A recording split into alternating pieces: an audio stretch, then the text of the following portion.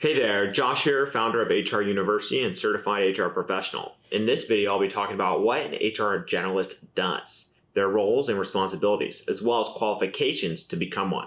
Whether you're someone who's looking into a career in human resources or a company looking to build your HR department, this video will be helpful for you.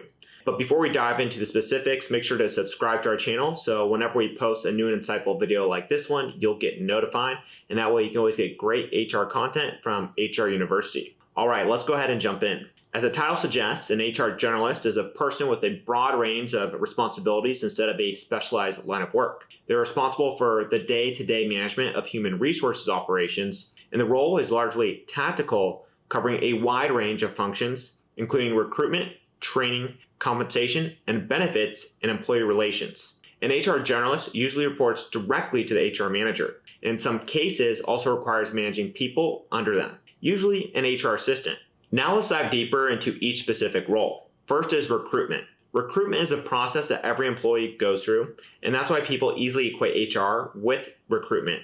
An HR generalist's role in the recruitment is crucial because not only do you need to ensure that manpower requests are filled in on time, but of course, you have to make sure you're able to source a good pool of talent.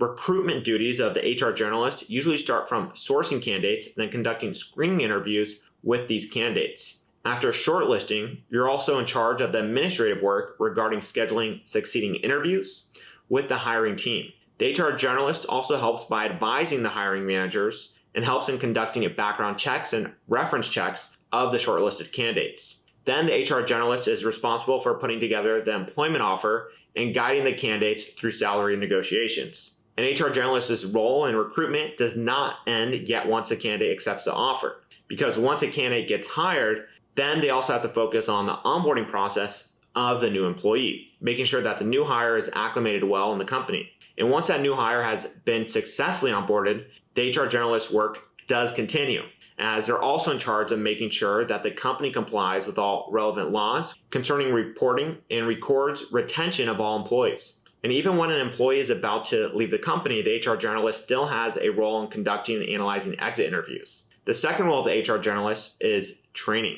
The HR generalist is in charge of organizing and implementing seminars, programs, or workshops to train new employees. They're also responsible for ensuring that these programs are conducted efficiently and effectively, from identifying the specific training and development needs, developing relevant training design, to sourcing good trainers and facilitators. Training is also needed to ensure that all employees are educated when there are new processes and systems in place. The third role is all about compensation and benefits. HR generalists are in charge of managing payroll, making sure that it's accurate and released on time. Employee benefits such as bonuses, leaves, and absences administration also fall under the purview of the HR generalist. Negotiations with healthcare providers, retirement plan providers, and administrative work that comes along with it are responsibilities of that of the HR generalist as well. And absences are also run through the HR generalist, whether it be a leave of absence for medical or personal reasons, maternity or paternity leave. The HR generalist needs to know to properly classify, approve, and ensure compliance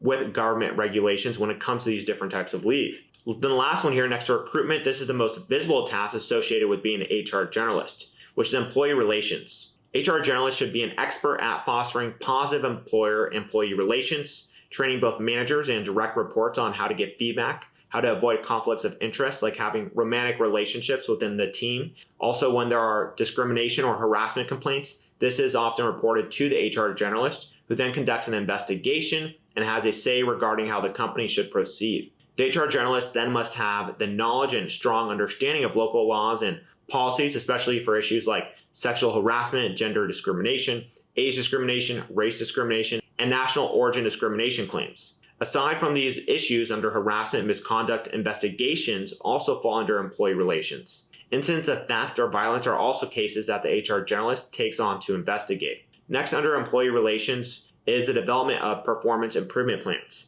The HR generalist usually works with managers to create these, and the role of the HR is to make sure that the plan is in compliance with all relevant laws. And last year, in terms of terminating employees, the HR generalists are usually consulted first by direct supervisors before proceeding with a decision. In terms of the requirements and qualifications, most HR generalists hold a bachelor's degree in human resources human resource management, human resource administration, organizational development, or business. Some pursue further studies in human resources management, which can help them earn higher management roles in the future. And some employers require their HR generalists to complete further specialized training.